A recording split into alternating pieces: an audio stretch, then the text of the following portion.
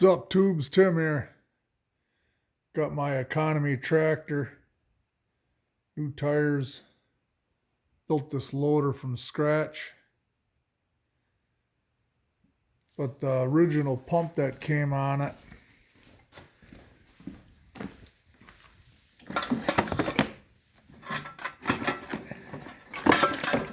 this little guy, it's like 1.8 gallons per minute.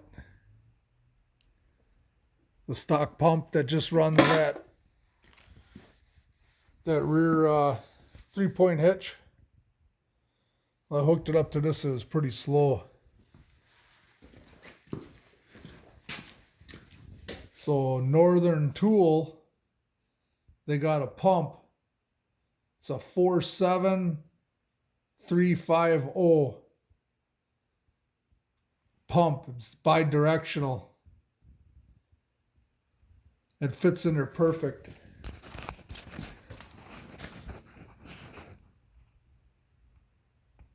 Fits in there totally perfect.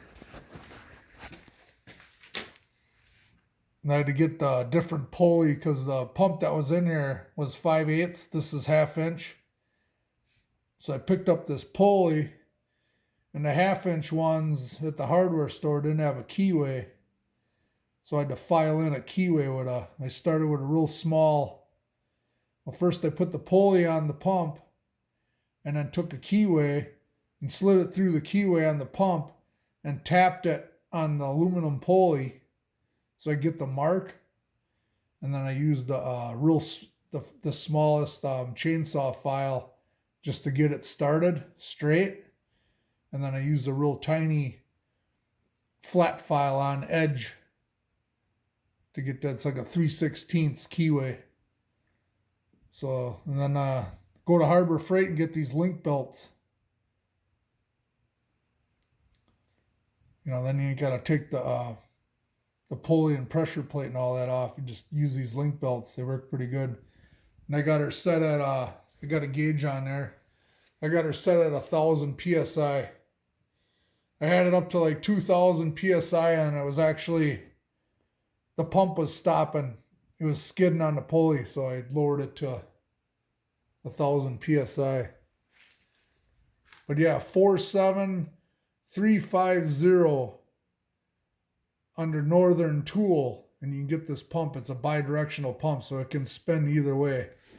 So if you buy this pump and the little nugget, that little tit on top right here, is on the top, your suction is on this side and your pressure is on that side. Just so you know. So when you put this thing in, not that you can put it in this way, but then it would actually lower the pump down farther. So I put it this way, and then this is your suction side on your steering wheel side. One way to tell on a bi-directional pump, if you can put a drill on it, put your fittings on, and spin it the way you want it to spin, stick your tongue on these fittings, whichever one sucks in, that's your suction. So, and if you spun it the other way, that one would be your suction on that side. On the muffler side. But yeah, that pump worked out real nice. It's like a 6.5 gallon per minute, and it would go faster, but I'm using 1/4 inch hoses. If I use 3/8, it would go quite a bit faster because you get more flow. But it's way faster than it was before. I got all of this stuff for free. It was like halves, and I welded it together, sandwiched it together.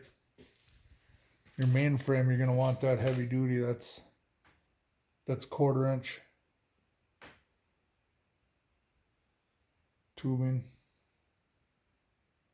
I'm still thinking on running when you push down on this can go back about 1/8 of an inch. I mean, it ain't much, but I'm still thinking on putting like a torque arm from here to the frame.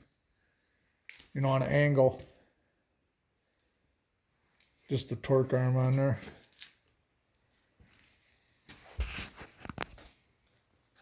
I got my new treads on there. These I'm going to run in the summer. It's winter right now. I just put them on. There's a little tube. I got some turf tires. 750 by 16 turf tires, and I'll put my chains on it. I just wanted to get these tires put on because I just got them in. So, and I took my 3-point hitch off. I'm not going to use it. Built a ballast box.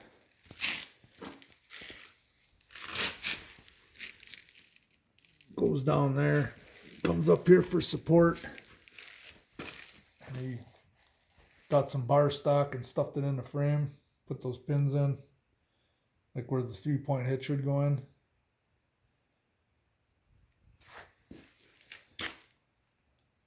So that's 400 pounds of sand.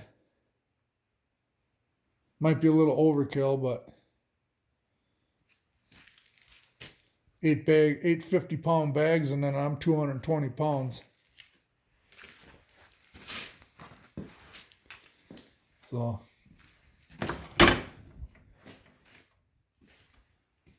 put a Chevy steering wheel on there.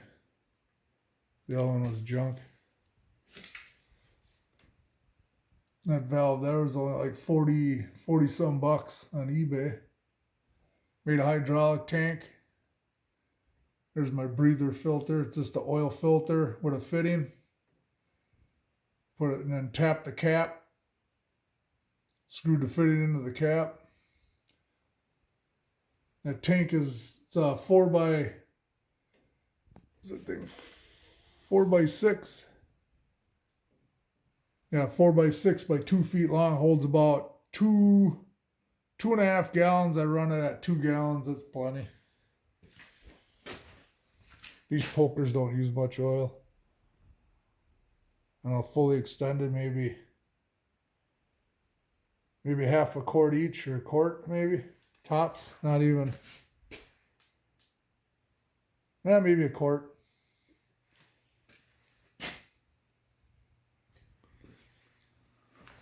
Built this bucket. It was an old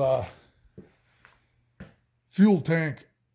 Rectangle fuel tank. I just cut it on an angle with a plasma cutter. Bent the top down for strength. Got a little cutting edge.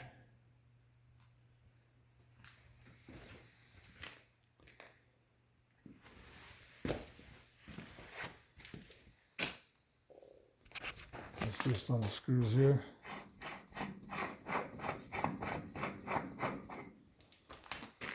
Get the oil down in there. There's the cap. 1060 Chevy oil filter.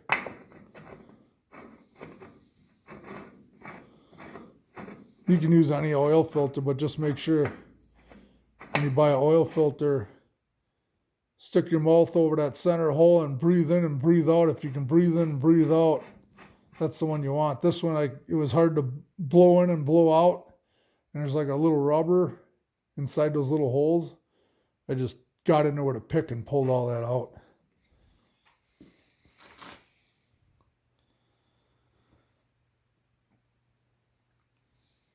And try it out tomorrow. I'll repaint the whole thing this summer.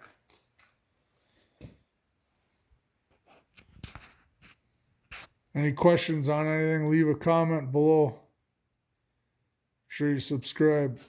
Thanks for watching.